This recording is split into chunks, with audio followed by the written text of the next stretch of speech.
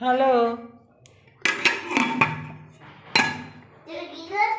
আমি রান্না করেছি না, সেটার জন্য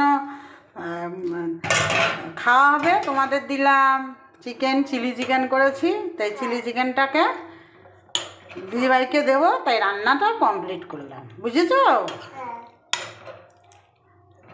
তুমি খাবে তো? ঠিক আছে।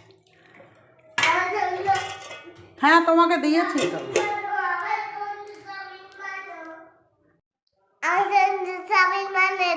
কি কি কি বানিয়ে দেবো?